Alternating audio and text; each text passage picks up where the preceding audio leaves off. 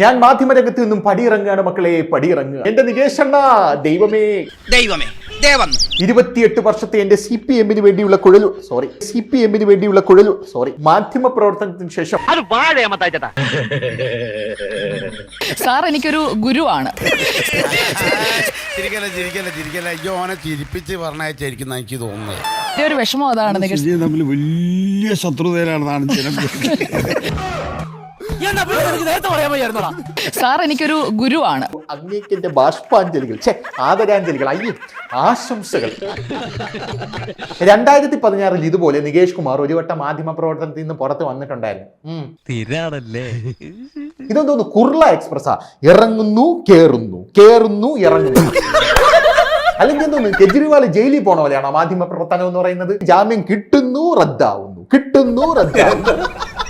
2016 K M ഷാജിക്കെതിരെ നമ്മുടെ നികേഷ് കുമാർ മത്സരിക്കുന്നു. അട്ടപ്പട്ടെല്ലാം തോറ്റതിനു ശേഷം നികേഷ് കുമാർ തിരിച്ച് റിപ്പോർട്ടർ ചാനലിലേക്ക് വന്നു. എങ്ങനെ ചാനൽ ഓട്ടിക്കും? ശമ്പളം കൊടുക്കാനും നിവർത്തിയില്ല. കടമാണെങ്കിൽ കടത്തിന്മേ കടം. വാഴ വയ്ക്കട്ടെ, വാഴ കൊലയ്ക്കട്ടെ, ഇനി കൊല വെട്ടട്ടെ, ഇനി എന്തെടുത്തിട്ട് വെട്ടു എന്ന് പറയുന്നത് പോലെയാണ്. ഇതിനാണ് അവനവൻ പാരാന്ന് പറയുന്നത്. ഒരു ദിവസം ഒന്നും പറയാതെ പൊടിയും തട്ടി അഭിലാഷ് മോഹനൻ നേരെ മീഡിയ മുന്നിലോട്ട് ചാടിപ്പോയി. അത് നന്നായി. അങ്ങനെയുള്ള സാഹചര്യത്തിൽ നികേഷ് കുമാറിന്റെ പ്രധാനപ്പെട്ട വേട്ടമൃഗം എന്ന് പറയുന്നത് ദിലീപായിരുന്നു. ഞാൻ രക്ഷപ്പെട്ടു. വേറൊരു വാർത്തയില്ലല്ലോ, എങ്ങനെയെങ്കിലും ഇതിട്ട് ഓട്ടിക്കണ്ടേ. ദിലീപിനെ എടുക്കുന്നു, വറുക്കുന്നു, പൊരിക്കുന്നു, എടുക്കുന്നു, വറുക്കുന്നു, പൊരിക്കുന്നു. ഇങ്ങനത്തെ എന്തൊക്കെയോ ഹോബികളാണ്. അതിനുശേഷമാണ് നികേഷ് കുമാർ പിന്നെ റിപ്പോർട്ടർ ചാനൽ വിൽക്കാൻ പോകുന്നു. അതായത് 20 കോടി രൂപ വേണം ഇനി റിപ്പോർട്ടർ ചാനൽ മുന്നോട്ട് കൊണ്ടുപോകാൻ. ആ ഒരു സാഹചര്യത്തിലാണ് നമ്മുടെ മരമുറി ബ്രദേഴ്സ് ചാടി വീണത്. മരമുറി ബ്രദേഴ്സ് ചാനലിലേക്ക് കയറുമ്പോൾ ഉള്ള ഏറ്റവും വലിയൊരു പ്രതിസന്ധി എന്ന് പറയുന്നത് ദിസ് ഈസ് ബിസിനസ്. ശ്രദ്ധിച്ചു കേട്ടോ. അതായത് താൻ എന്താ ഉദ്ദേശിക്കണേ? നികേഷ് കുമാർ എന്ന് പറയുന്ന ഒരു വ്യക്തിയാണ് റിപ്പോർട്ടർ ചാനലിന്റെ മുഖം. ആ നികേഷ് കുമാർ റിപ്പോർട്ടർ ചാനലിൽ നിന്ന് ഇറങ്ങിക്കഴിഞ്ഞാൽ റിപ്പോർട്ടർ ചാനലിന്റെ ഗതി എന്താവും? അപ്പോഴാണ് ഈ മരമുറി ബ്രദേഴ്സിന്റെ ആ ഒരു ബുദ്ധി അവിടെ വർക്കൗട്ട് ആയത്.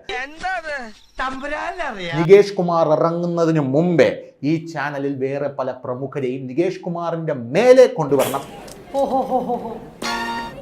മരമുറി ചാനലിന് എതിരെ പറഞ്ഞുകൊണ്ടിരുന്ന, മരമുറി നടത്തുന്നു, എന്ത് അനീതിയാണ് എന്നതൊക്കെ പറഞ്ഞുകൊണ്ടിരുന്ന 24 ന്യൂസിലെ അരുൺ കുമാറിനെ ഇതിനകത്തേക്ക് കൊണ്ടുവന്നത്. നാണം, ഉളുപ്പ് വേണം. അതും സ്വന്തം ജോലി രാജിവെപ്പിച്ചിട്ട്, ഗവൺമെന്റ് ജോലിയാണ്, അത് രാജിവെച്ചിട്ടാണ് ഇയാൾ വന്നത്. അപ്പൊ കനത്തിൽ സാധനം അകത്തേക്ക് ഇട്ടുകൊടുത്തു എന്നുള്ളത് വ്യക്തമാണ്. കഴിഞ്ഞ ആഴ്ച നടന്ന കാര്യങ്ങൾ പറഞ്ഞ് എന്നെ നാറ്റിക്കരുത്. അരുൺ കുമാർ മാത്രമല്ല, സുജയ പാർവതി, പ്രവചന സിംഹമായിട്ടുള്ള ഉണ്ണി രാമകൃഷ്ണൻ അണ്ണൻ, പ്രദീപ് പരുത്തിക്കുരു, ഇവരെല്ലാം വന്ന് ജോയിൻ ചെയ്തിട്ട് മീറ്റ് ദ എഡിറ്റേഴ്സ് എന്ന് പറഞ്ഞൊരു പരിപാടി തുടങ്ങുന്നു. നികേഷ് കുമാർ പറയുന്നതിനൊന്നും യാതൊരുവിധ ക്രെഡിബിലിറ്റിയും ഇല്ല എന്ന രീതിയിലേക്ക് കാര്യങ്ങൾ പിന്നീട് മാറുകയാണ്. നന്നായി. ഇതുപോലൊരു മണ്ടത്തരം ഇനി ലോകത്തൊരുത്തനും പറ്റാൻ. ഈ മീറ്റ് ദ എഡിറ്റേഴ്സ് എന്ന് പറഞ്ഞ പരിപാടിയിൽ ഏറ്റവും കൂടുതൽ ട്രോളുകൾ കിട്ടുന്നത് നികേഷ് കുമാറിനാണ്. നികേഷ് ഇല്ലെങ്കിലും ആ ചാനൽ മറ്റുള്ള ആൾക്കാർ കാണും എന്നുള്ള രീതിയിൽ മരമുറി ബ്രദേഴ്സ് വാർത്തെടുത്തു. നികേഷ് സാർ ഇല്ലാത്ത മീറ്റ് എഡിറ്റേഴ്സ് എന്ന് പറഞ്ഞു കഴിഞ്ഞാൽ ശരിക്കും ഉപ്പില്ലാത്ത കഞ്ഞി പോലെ ആകും എന്നുള്ളതാണ് വസ്തുത. സാരമില്ല രമണ.